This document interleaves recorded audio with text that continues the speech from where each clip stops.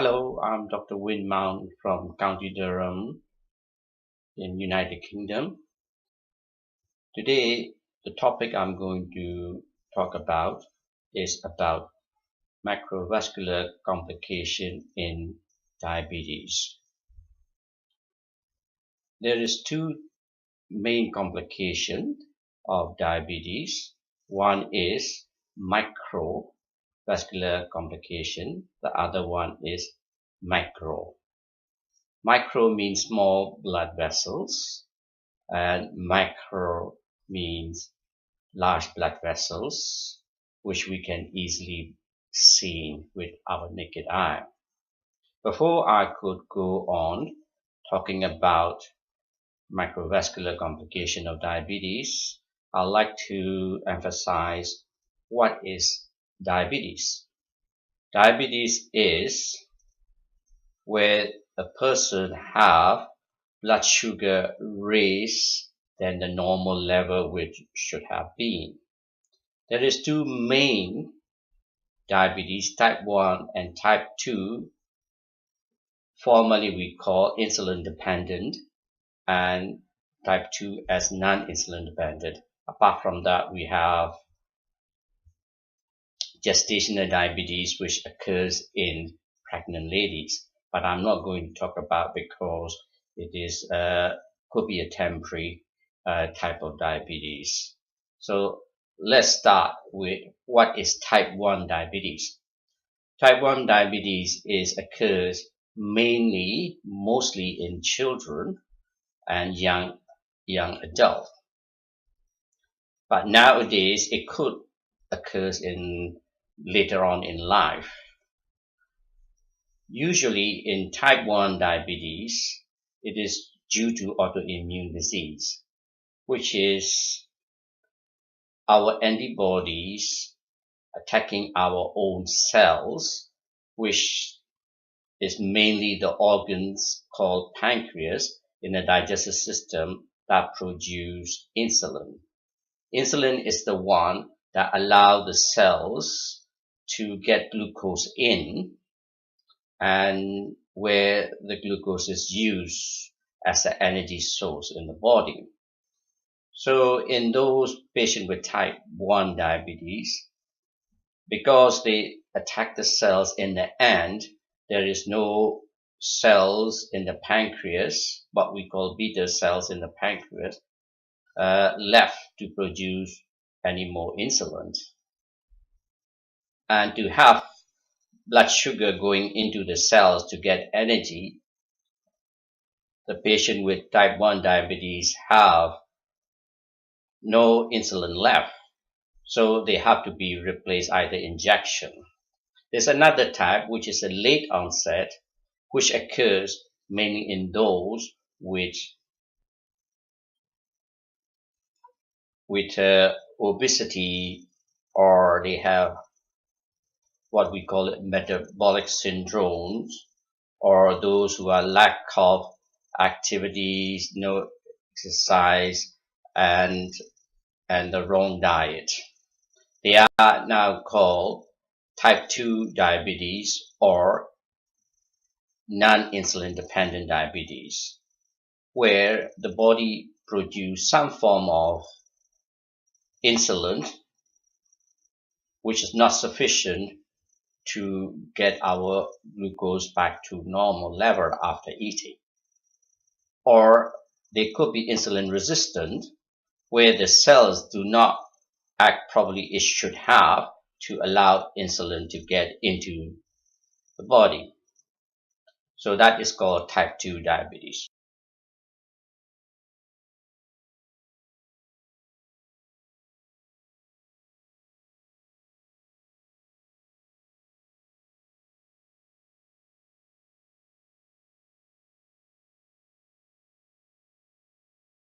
I will mention slightly about small vessel, which is microvascular complication.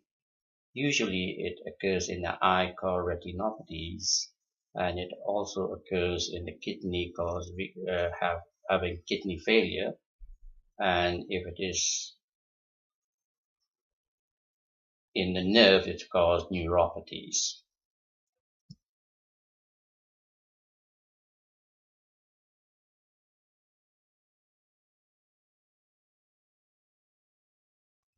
Let's talk about the big vessels complications.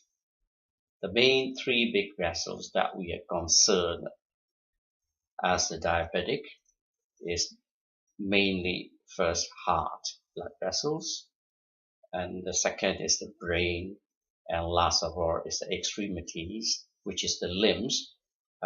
Most commonly affected is lower part of the limbs. If we have problem of the blood vessels in the heart, in the beginning, if it is just a narrowing, we'll have angina attack, and if it is furthermore to total the blockage, can cause heart attack. Similarly, if we go into the brain, if this occasionally blood is not going through properly due to narrowing or small little blood clot going through, that can cause what we call it transient ischemic attack. It's a warning sign for stroke. Or later on, if it's totally completely blockage, it can cause stroke. It depends on which part of your body presenting the brain have been affected. If it is in the motor where our movement are concerned, then we have a proper stroke, which we cannot move or so. Or sometimes it affects only the sensation of your body. Then you have a sensational loss, or your speech, you will have speech loss, or your vision loss, depending on where about the blood clot is.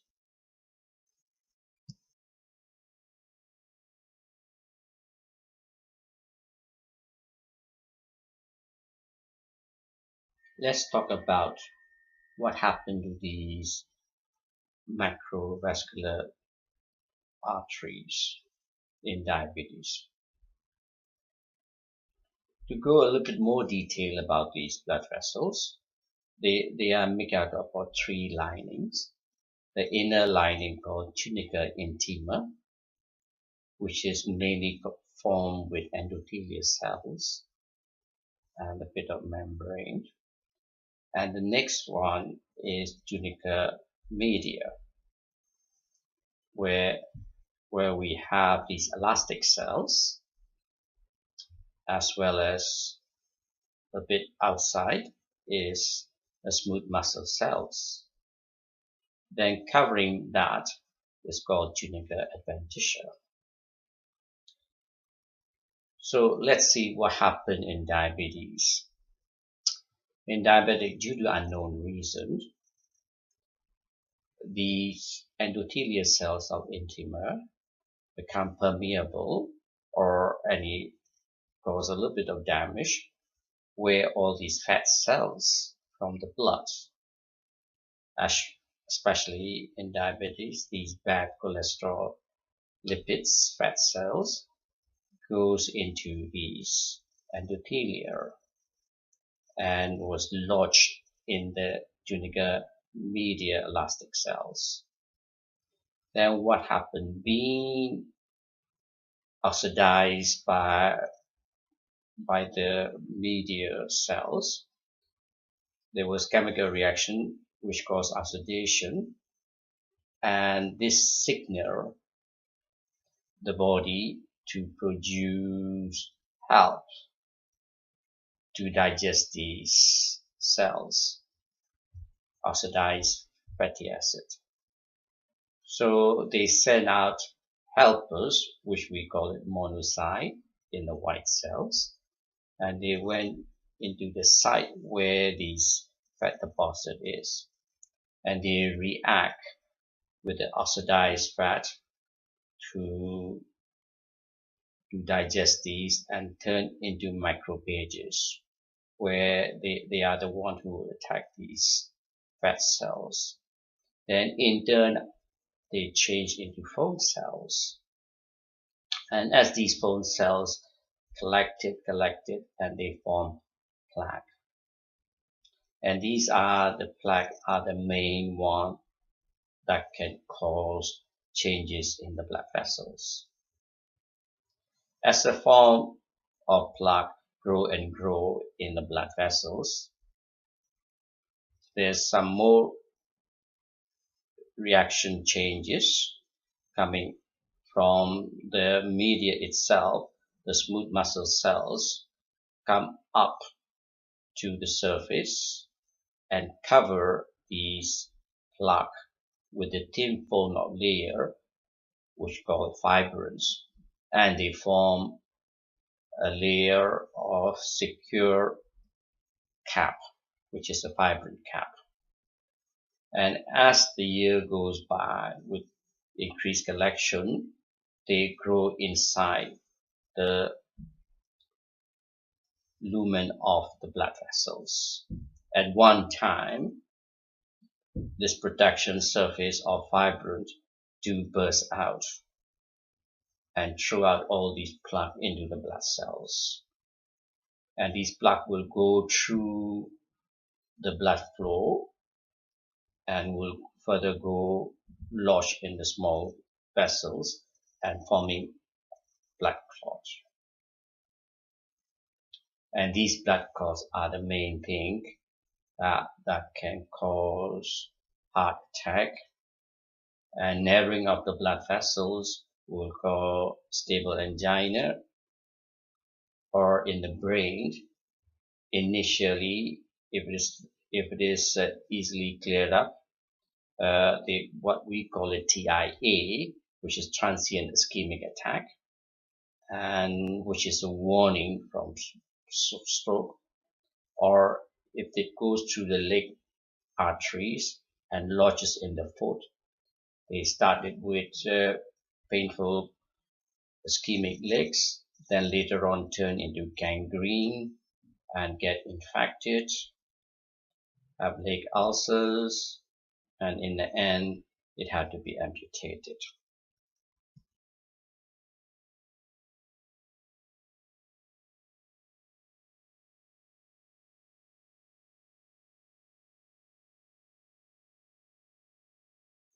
So now what we're going to do is we're going to look into the facts, what cause the promotion of these atheroma formation.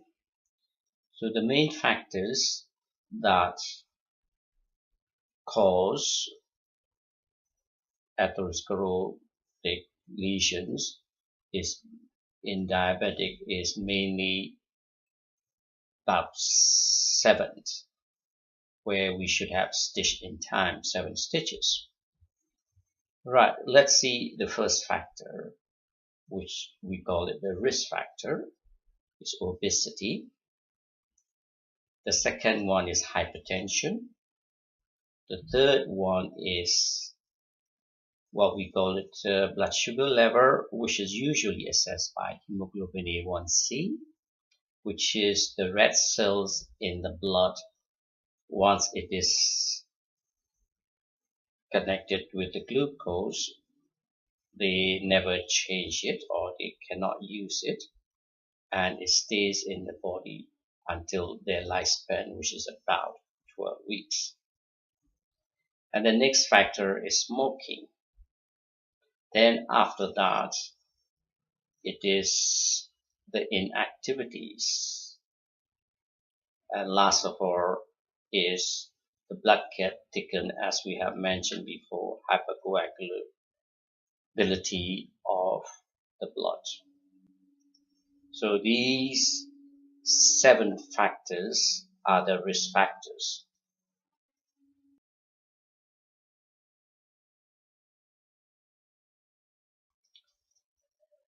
Can we control these risk factors and the complication?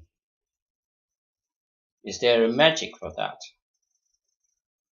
Actually, there is no magic things such as these, but if we stick to our lifestyle changes, stop smoking, and also follow the regular regime of drugs and medication, and if we can have a strict regime for up to 5 years or so, there is a benefit of memory system in our body called legacy effect. Then our body blood sugar and the fats could be controlled by itself. So what should we do? Shall we go one risk factor by another? Okay.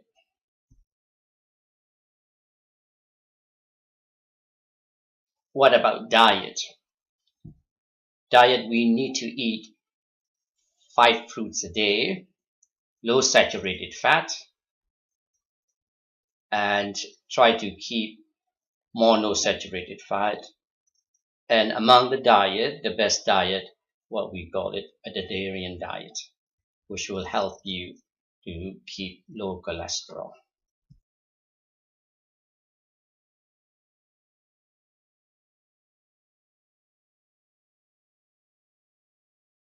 Let's go through, as I mentioned before, a stitch in time will save 9.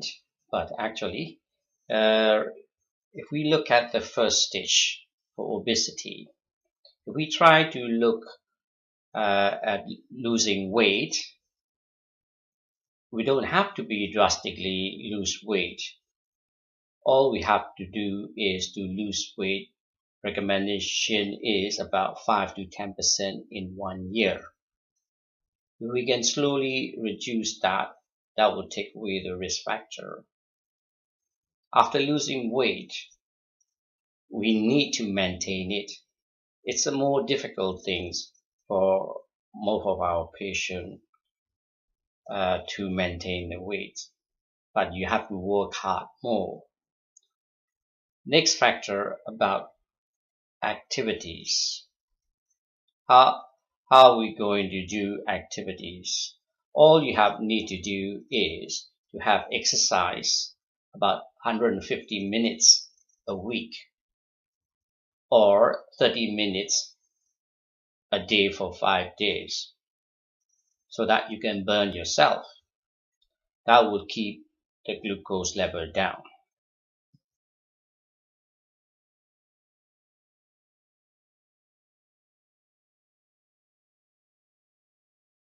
Next is high blood pressure. How could we control high blood pressure? There have been so many studies, first of all, done by UK prospective diabetic studies. What they have done is they have blood pressure controlled tightly at using ACE inhibitors, angiotensin converting enzyme inhibitors, or beta blockers. Find is not only reduce the events of heart and also reduce death.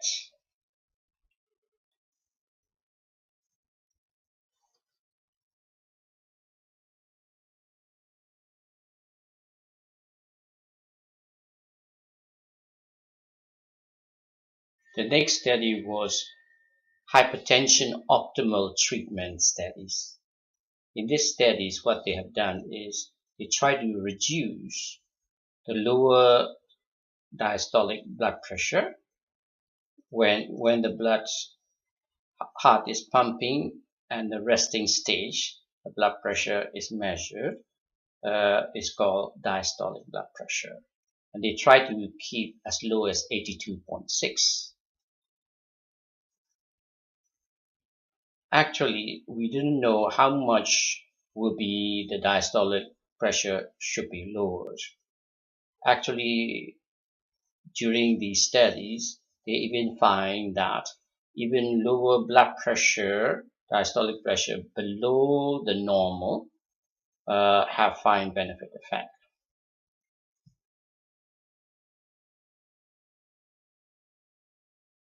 As the baseline, American Diabetic Association and NICE guidelines recommend that we should keep the blood pressure as low as 130/80.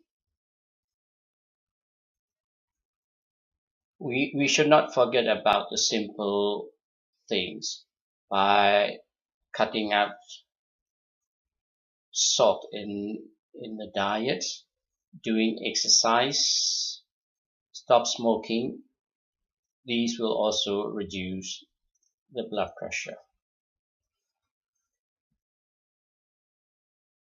Of course, next stages is about smoking. People should stop smoking, and we should encourage them to stop smoking. It have to be willingness for them to quit rather than forcing them to stop smoking. If they cannot stop smoking by themselves, we could help them to attend smoking cessation clinic, and we can start with patches or chewing gum if needed. And after that, they need counseling, or even before that, to have agreement for stop smoking. We can start with counseling as well, and try to follow these patient up, and as well as they should maintain it. Only thing with stop smoking will be some people might gain weight, so we should be looking into how to lose weight either by increasing exercise or reducing diet with a calorie count.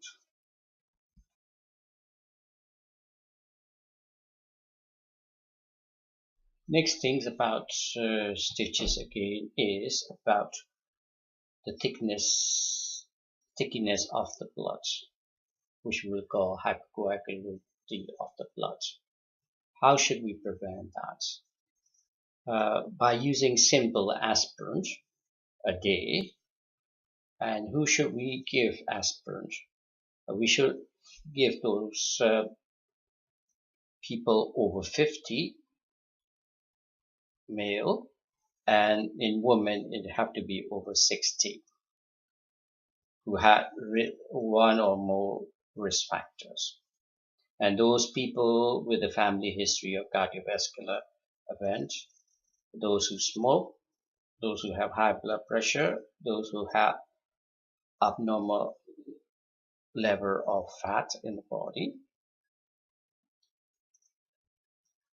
who are not able to take aspirin, those people who are allergic to aspirin, those who have bleeding tendency, and those who have existing taking anticoagulants, and those with liver disease, as well as those under the age of 12.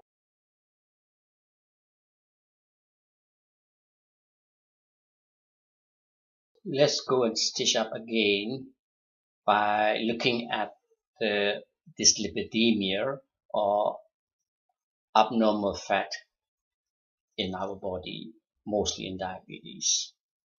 What are we going to do about that?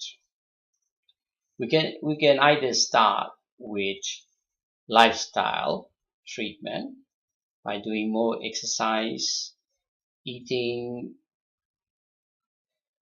balanced diet, or eating less saturated fat, or you can have mono polyunsaturated fat.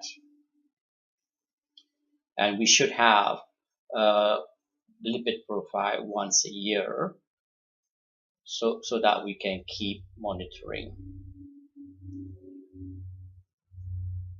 What age should we start treating if they have high lipids? We should start treating starting from the age over 40, or those who have already have cardiovascular problem, or those under 40 if they have one risk factor with it, regardless of whatever blood lipids shows.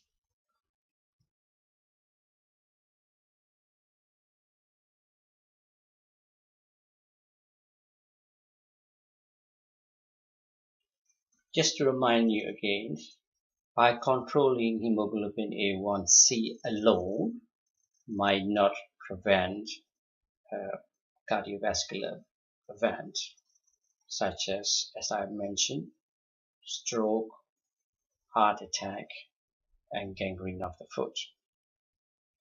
As after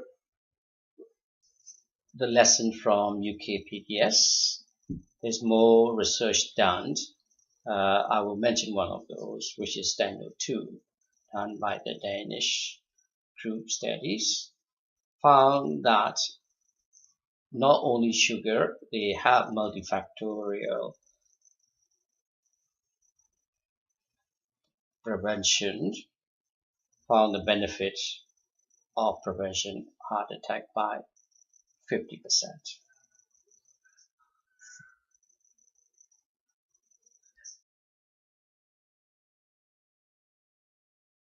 As a summary, to reduce macrovascular complication, there's actually 5 main things that we should do. First of all, reduce blood glucose level, reduce lipid profile, try to reduce glucose level, try to lose weight, and exercise.